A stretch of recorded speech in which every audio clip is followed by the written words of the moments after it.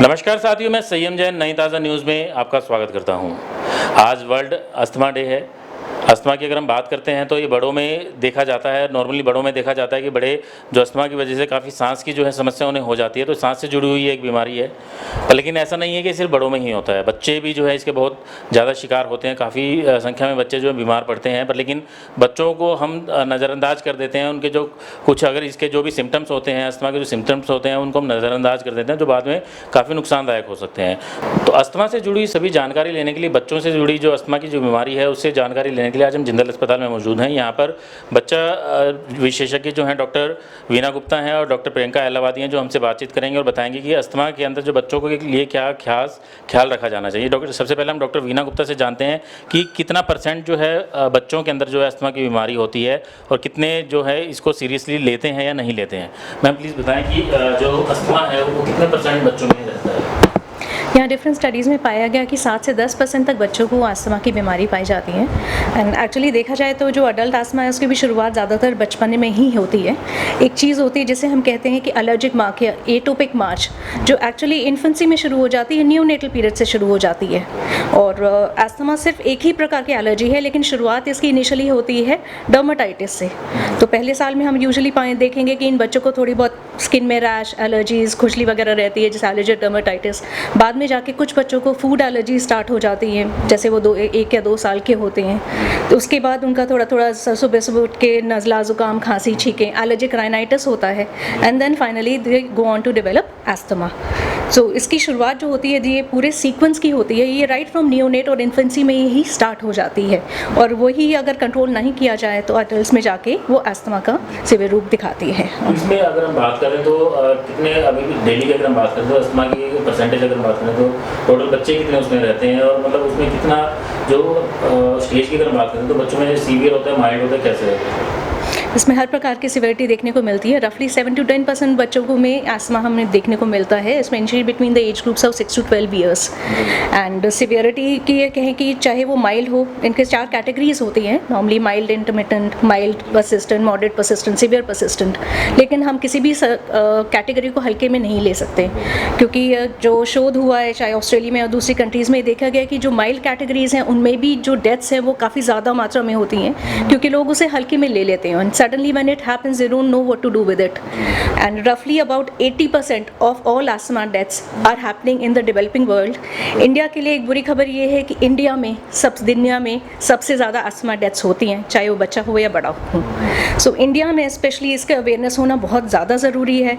And this has to start right from childhood, क्योंकि आजकल नई तरक्की हो गई है इसके ट्रीटमेंट में। इसका मॉलिक्यूलर ड्रग्स आ गए हैं और बाकी सारी टेक्निक्स आ गई हैं जिसमें इसकी रोकथाम राइट फ्रॉम चाइल्डहुड किया जा सकता है। अभी जो रिसर्च चल रहा है कि हम ये एटोपिक मार्च को आगे बढ़ने ना दें, इसी स्टेज से हम शुरुआत करके अस्थमा की रोकथाम करें, ना कि वेट करें कि बहुत ज़्यादा हो जाए या बड़ा हो जाए उस टाइम पे करें। So the time to start is right in childhood. ये तो आपने सुना कि डॉक्टर वीना गुप्ता ने बताया कि जो कितने % जो है बच्चों की रहते हैं। डॉक्टर प्रियंका से हम पूछते हैं कि कितना जो है किस वजह से जो होता है, क्या कारण रहते हैं और उसके लक्षण क्या रहते हैं। डॉक्टर प्रियंका बताएं कि क्या कारण है जो बच्चों में जो शुरुआती दौर पे ही जो है अस्थमा हो सकता है, और उसके लक्षण क्या होते हैं जो इग्नोर कर दिए जाते हैं, जो नज़र नहीं आते। शुरू में जब बच्चे छोटे हैं तो ऐसा पाया गया है कि बहुत बच्चों को हर ज़ुकाम खांसी के साथ थोड़ा सा सांस में तेज़ी या उन्हें भाप की रिक्वायरमेंट, जिससे कि सांस लेने में उन्हें आसानी हो। इसको हम अभी अस्थमा नहीं बोल रहे होते, हम 5-6 साल पर ही जाकर उनको अस्थमा डायग्नोसिस बनाना चाहेंगे। बट अगर ये फ्रीक्वेंसी बहुत ज़्यादा हो रही है बच्चे को कि हर ज़ुकाम खांसी में बच्चा इतना सीवियरली सिक हो रहा है, तो हमें मानना पड़ेगा कि बच्चे में, जैसे मैम ने बताया, एलर्जिक टेंडेंसी है which needs to be picked up earlier, है ना। इन बच्चों में ये प्रॉब्लम आएगी। और बड़े बच्चे तो बता पाते हैं उन्हें क्या दिक्कत है, सांस में दिक्कत, चेस्ट में टाइटनेस, उल्टी आना। हम उल्टी, कई बार पेरेंट्स बोलते हैं पेट खराब होगा तो उल्टी आ रही है, ऐसा नहीं है। उल्टी आना इज़ ऑल्सो अ मैनिफेस्टेशन कि उसको सांस में मुश्किल आ रही है बच्चे को। और रीजंस तो कुछ बच्चे जेनेटिकली प्रीडिस्पोज्ड होते हैं कि फैमिली में एक आध पेरेंट्स हैं या ब्लड रिलेशंस हैं, ग्रैंड पेरेंट्स हैं जिनको है, उनको अस्थमा है, तो बच्चे में इनहेरेंट टेंडेंसी आ रही है टू बी एलर्जिक और अस्थमेटिक। और कुछ बच्चे हैं जिनमें इस टेंडेंसी के साथ वो जब भी प्रोन होंगे, पोलन सीज़न होएगा या यहाँ पर हरियाणा पंजाब में कटाई का टाइम होता है या सीज़न चेंज है फ्रॉम मार्च टू अप्रैल जब हम सर्दियों से गर्मी की तरफ जा रहे हैं या अक्टूबर नवंबर जब हम समर से विंटर्स की तरफ जा रहे हैं, तो कुछ बच्चे होंगे जो ज़्यादा रिएक्शन शो करेंगे। तो उन बच्चों को धीरे धीरे बच्चे, पेरेंट्स सब ट्रेन हो जाते हैं कि इन दिनों हमें बच्चे का ज़्यादा ध्यान रखना है। और कुछ जो सिवियर परसिस्टेंट बच्चे हैं या मॉडरेट परसिस्टेंट भी हैं कि उनको हमेशा ध्यान रखने का ज़रूरत है, उन बच्चों को हम लोग को इन्हेलर थेरेपी और बहुत सारी और थेरेपीज़ आई हैं, उन पे लेना पड़ जाता है। पोल्यूशन भी एक कारण माना जाता है अस्थमा को लेकर कहा जाता है, तो उसमें कितनी सच्चाई है और उसका कितना परसेंटेज होता है जिसकी वजह से, जो पोल्यूशन की वजह से अस्थमा होता है? हाँ, ये बिल्कुल सच एक रीज़न है फॉर अस्थमा। जैसे मैंने पोलन बताया आपको, धूल मिट्टी बताई, मैंने कटाई वाला टाइम आपको बताया, सीज़न चेंज, उसमें से पोल्यूशन भी एक टाइम है क्योंकि पार्टिकुलेट मैटर एयर में इतना होता है, जो सारे नॉक्शियस गैसेस हैं जो वेहिकुलर ट्रैफिक से या फैक्ट्री से जो निकल रहा है वो बच्चों को तंग कर रहा होता है। बिल्कुल। पोल्यूशन की अगर हम बात करते हैं तो आउटडोर पोल्यूशन की आपने बात की, लेकिन आज एक रिसर्च ये भी कहते हैं कि जो बाहर से ज़्यादा, जो हमारे घर के अंदर पोल्यूशन ज़्यादा होता है, इंडोर पोल्यूशन बहुत ज़्यादा होता है जिसको इग्नोर कर दिया जाता है। हाँ, इंडोर पोल्यूशन के लिए जो पेरेंट्स और बच्चे, जिन्हें हमें पता होता है इन बच्चों को रेकरेंट टेंडेंसीज़ है, उनको हम बोलते हैं कि सॉफ्ट टॉयज़, कार्पेटेड रूम्स नहीं रखने हैं। जो बच्चों के खिलौने हैं आपने उनका भी ध्यान रखना है कि बहुत फर वाले ना हो। घर में पेट्स रखना भी इन बच्चों को हम एडवाइस नहीं कर रहे होते हैं, हालांकि बच्चे शौकीन होते हैं और बहुत चीज़ें सीखते हैं पेट्स से, बट पेट्स रखना हम इनको नहीं एडवाइस कर पा रहे होते हैं। डस्ट करना घर को या साफ़ सफाई रखना भी नहीं करना चाहिए बच्चों के दौरान। एरोसोल्स जो परफ्यूम्स में होते हैं या स्प्रेज में होते हैं वो भी इन बच्चों को तंग कर सकते हैं। तो ये इंडोर पोल्यूटेंट्स हैं जो आप बता रहे हैं। आपने ये बताया कि जो नज़रअंदाज कर दिए जाते हैं, जो लक्षण होते हैं, नॉर्मल खांसी जुकाम लगता है तो पेरेंट्स नहीं सोचते, क्योंकि अगर हम बात करते हैं किसी भी, कोई भी बच्चा नहीं, कोई भी पेरेंट नहीं चाहेगा कि मैं कहे कि मेरे बच्चे को जो अस्थमा हो सकता है, इतना नहीं सोचता, क्योंकि वो अपने बच्चे की रक्षा करना चाहता है, मतलब बच्चे को लेकर काफ़ी वो रहता है कि कोई बड़ी बीमारी उसको ना हो, तो वो दिखाना नहीं चाहता। तो इस केस में पेरेंट्स कैसे मतलब सजग हों कि वो बड़ी बीमारी की तरफ ना बढ़े? नहीं, अगर हल्का ज़ुकाम खांसी भी, खांसी लंबा चल रहा है, बच्चे को रिस्पांस नहीं आ रहा, आप सही जगह पर दिखाए भी हैं, तो हमें सोचना पड़ जाता है maybe you should take an opinion from higher centre, क्योंकि यहाँ इमीडिएट डॉक्टर हेल्प जो पेशेंट लेते हैं वो which may not be always the correct doctor help जो उन्हें मिलनी चाहिए। तो सिर्फ ज़ुकाम खांसी मानते हुए अगर आप लंबा चला रहे हो तो आप वो गलत कर रहे हो। दूसरा, अगर आपको लग रहा है कि इस बच्चे को जल्दी हो ही रहा है रिस्पॉन्स, और अगर डॉक्टर्स आपको एडवाइस कर रहे हैं कि बच्चे को लॉन्ग टर्म थेरेपी पे चाहिए, तो पेरेंट्स को वो माननी चाहिए। उस बच्चे को रिक्वायरमेंट है तभी कोई डॉक्टर आपको बता रहा है कि उसको लंबा देने का ज़रूरत है। उन जो डिवाइसेस आजकल आए हैं, जो आजकल मेडिकेशंस आए हैं, उनमें जो फ्रीक्वेंसी है हम वो आपके लिए बढ़ा सकते हैं डेफिनेटली। एकदम से क्लियर करने के लिए भी अब तो थेरेपी आ गया जिसको इम्यूनोमॉड्यूलेशन, जैसे मैम बता रहे थे कि मॉलिक्यूलर स्टडीज़ उनके लिए भी आ गए हैं कि बिल्कुल आपको क्लियर कर दिया जाए इन सिम्टम्स से, बट एटलीस्ट सिम्टम्स फ्रीक्वेंटली बच्चे को तंग ना करें, बच्चे की ग्रोथ डेवलपमेंट को इफेक्ट ना करें। तो उसके लिए आपको इन्हेलर थेरेपी या लॉन्ग टर्म या मोंटेल्यूकास्ट, हमारे पास एक और ड्रग है जो हेल्प करता है बॉडी के इन्फ्लेमेशन और एलर्जिक सिम्टम्स को सबसाइड करने में। अगर वो आपको लॉन्ग टर्म बोला गया है तो आपको बिना डॉक्टर से पूछे वो बंद नहीं करना चाहिए। वीना मैम, आप बताएं कि अगर किसी को हो जाता है अस्थमा, किसी बच्चे को अस्थमा हो जाता है, तो उसको क्या क्या चीज़ें जो है ध्यान रखने की ज़रूरत है? उससे पहले पता कैसे लगेगा कि उसके क्या टेस्ट होते हैं जिससे पता लग सके कि अस्थमा हो गया, और होता है तो उसके बाद क्या चीज़ें ध्यान रखनी है? जी, सबसे पहले तो आपने क्लिनिकल साइंस और सिम्टम्स ही देखने हैं। इसमें जैसे कहते हैं पीस, जैसे सांस में वो सीटी जैसी आवाज़ आना है। खांसी जो इसमें होती है वो रात के वक्त या अर्ली मॉर्निंग की तरफ ज़्यादा होती है। तो ये कुछ तरह के क्लिनिकल इंडिकेटर्स होते हैं जो हमें बताते हैं कि अस्थमा हो सकता है। अगर उसको पहले बचपन में हिस्ट्री है कि किसी के प्रकार के खान पान से उसको एलर्जी थी, या स्किन में रैश की एलर्जी है, या किसी पेरेंट में एलर्जी रही है, तो उसमें ये चांसेस ज़्यादा रहते हैं कि इस बच्चे को भी एलर्जिक अस्थमा होगा। टेस्टिंग के लिए आजकल स्पायरोमेट्री आता है, और जो बहुत छोटे बच्चे हैं जो स्पायरोमेट्री नहीं कर सकते उनके लिए IOS नाम की चीज़ आती है, इम्पीडेंस ऑसिलोमेट्री कहते हैं इसे, जिसमें इसमें डायग्नोज किया जा सकता है कि इस बच्चे को अस्थमा की शिकायत है। एंड घर के लिए भी रूटीन छोटे डिवाइसेस भी आते हैं, बीनोमीटर, which are very simple and easy to use, जिससे वो मॉनिटर कर सकते हैं कि रेगुलरली कि उनको कितनी दिक्कत हो रही है। कुछ बायोमार्कर्स होते हैं, ब्लड टेस्ट वगैरह, जैसे हम ईसनोफिलिक काउंट्स और IgE वगैरह कराते हैं, जिससे हमें ये इंडिकेटर पता चल जाता है कि उन्हें एलर्जिक अस्थमा है या किसी और प्रकार का अस्थमा है, तो वो डायग्नोज करने में हेल्प मिलती है। अगर अस्थमा हो जाता तो उसके बाद क्या ध्यान पेरेंट्स को रखना चाहिए? जी, सबसे पहले तो एक तो दवाई वगैरह रेगुलर टाइम पे देनी चाहिए।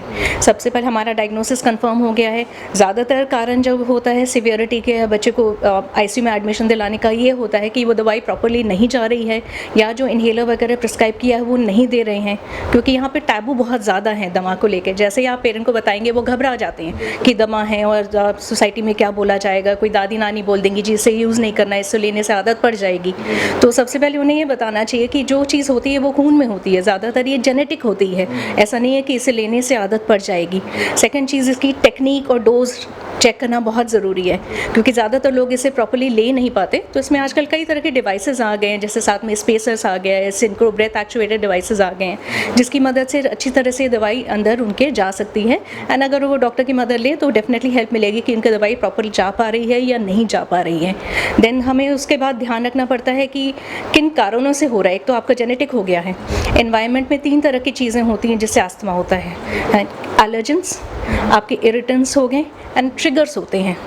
एलर्जेंस जैसी चीज़ हो गई, जैसे हाउस डस्ट माइट हो गया, आपका डॉग कैट डैंडर हो गया, पोलन हो गया, फफूंद हो गया, है ना। तो इन सब चीज़ों को एलर्जन कहते हैं। ये मोस्टली प्रोटीन मॉलिक्यूल्स होता है जो नॉर्मल आम आदमी में शायद रिएक्शन नहीं करें, पर इन बच्चों में रिएक्शन करते हैं। सारी रिएक्शंस इनकी वजह से हो रहे होते हैं। सेकंड हो गए आपके इरिटेंट्स, जैसे आपने कहा pollutants, indoor and outdoor pollutants आ गए और बहुत सारे स्प्रेज और केमिकल्स आ गए। All of these are irritants. ये क्या करेंगे, आपके अंदर जाके आपके स्किन को और आपके म्यूकोजा को डैमेज करेंगे, जिससे कि वो पोलन आपके अंदर जाता है और रिएक्शन करता है। And third thing is triggers. Trigger जैसे आपका कहीं चले गए, जैसे ठंडी हवा ले लिया, एकदम से कुछ ठंडा ले लिया, तो ये छोटे छोटे ट्रिगर होते हैं जो कि ये आपका अस्थमा अटैक प्रेसिपिटेट कर देते हैं। तो हमें सबसे पहले तो ये पता करना है कि हमें किस चीज़ से एलर्जी है। तो इसके लिए आजकल कुछ ब्लड टेस्ट आ गए हैं, एंड मोस्ट इम्पॉर्टेंट आजकल स्किन टेस्ट करने लगे हैं, जिससे हमें एग्जैक्ट पता चल जाता है कि बच्चे को किस चीज़ की एलर्जी बन रही है। अगर हम ये पता लगा लें किस चीज़ से, तो हम उसको या तो अवॉइड कर सकते हैं, या आजकल डिसेंसिटाइजेशन थेरेपी आती है ताकि बच्चे को उससे रिएक्शन ही ना हो, है ना। And second thing again, avoid anything which is going to irritate you और ट्रिगर यू। ठंडी हवा, ठंडी चीज़ें, इन चीज़ का तो हम बचाव बता ही देते हैं। घरों की दीवारें में देख लें, डस्ट फ्री करने के लिए, डस्ट माइट से डील करने के लिए बहुत सारे आ गए, अलग टाइप के ब्लैंकेट्स आ गए हैं, कवर्स आ गए हैं, वैक्यूम थेरेपी बताई जाती है। अपनी दीवारें चेक करें, कहीं पे कोई लीक सीलन तो नहीं है, घर में कहीं दीवारों पे फफूंद तो नहीं हो रहा आपके। सो ये सारी चीज़ें साथ में चेक करनी होती हैं। सो ये सारी मदद वो उनको मिल सकती है, अगर हमें पता हो कि बच्चे को खास किस चीज़ से एलर्जी हो रही है। इसमें जो दमा होता है, जो अस्थमा जो होता है, वो किस वजह से जो है लास्ट स्टेज तक पहुंच जाता है? जो डेंजर स्थिति जो होती है वो कब आती है? डेंजर स्थिति हम एक तो अक्यूट एक्सेसरबेशन होता है कि उनको हमने दिया। नॉर्मली के पेशेंट्स क्या करते हैं, ब्रोंकोडायलेटर लेते रहते हैं, है ना। ब्रोंकोडायलेटर दवाइयाँ आती हैं जिनसे आपके फेफड़े थोड़े से रिलैक्स है, स्मूथ मसल रिलैक्स कर जाता है, टेम्प्रेरी रिलीफ आपको मिल जाएगा। लेकिन अंदर की जो सूजन है, इन्फ्लेमेशन है, उसको आपने दबाने के लिए स्टीरॉयड इन्हेलर नहीं यूज़ किया। आपकी जो भी धारणा थी, आपको लगा कि साइड इफेक्ट होंगे या जो भी गलत धारणाएं थी उनकी वजह से नहीं लिया, उसकी वजह से ये बढ़ता जाता है और पेशेंट वो बार बार ब्रोंकोडायलेटर लेता रहता है, लेकिन धीरे धीरे वो सूजन इन्फ्लेमेशन इतनी ज़्यादा हो जाती है कि बच्चा सीरियस हो जाता है। एंड अगर ये लंबे टाइम तक चलते जाए तो धीरे धीरे एयरवे में रीमॉडलिंग हो जाती है।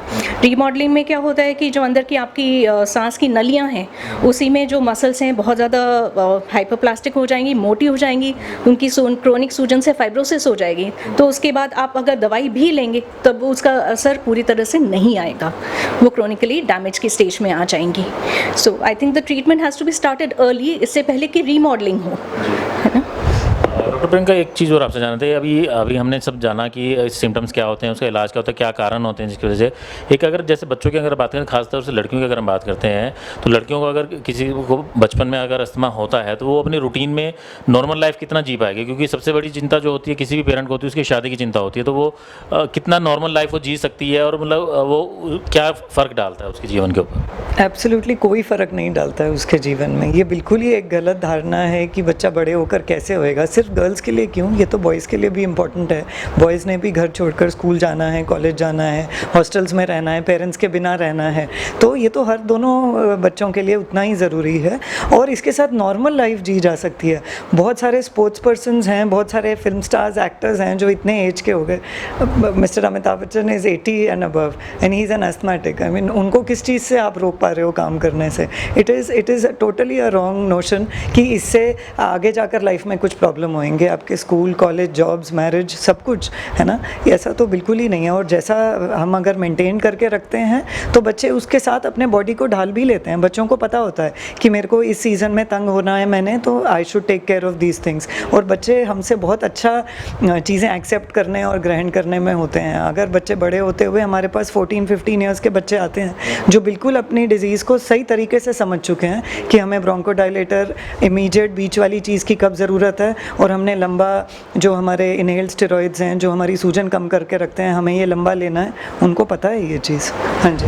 तो साथियों, जैसा कि आपने सुना कि किस तरीके से डॉक्टर प्रियंका और डॉक्टर वीना गुप्ता ने पूरा अस्थमा को लेकर जो है पूरा हमें अच्छे से समझाया कि बच्चों के अंदर जो अगर अस्थमा हो भी जाता है तो घबराने की ज़रूरत नहीं है, उसका अच्छे तरीके से इलाज कराया जाना चाहिए। वो अपना बच्चा, अगर किसी को भी अगर अस्थमा होता है तो वो अपनी नॉर्मल लाइफ जी सकता है। ऐसा नहीं है कि वो नॉर्मल लाइफ नहीं जी पाएगा। और आजकल ऐसी टेक्निक्स और मेडिसिन आ गए हैं, ऐसे इक्विपमेंट्स आ गए हैं जो नॉर्मल लाइफ जीने में उनकी मदद करते हैं और पूरा उसका लंबा जीवन चल सकता है। लेकिन सबसे बड़ी बात है कि इसमें लापरवाही बिल्कुल भी नहीं की जानी चाहिए।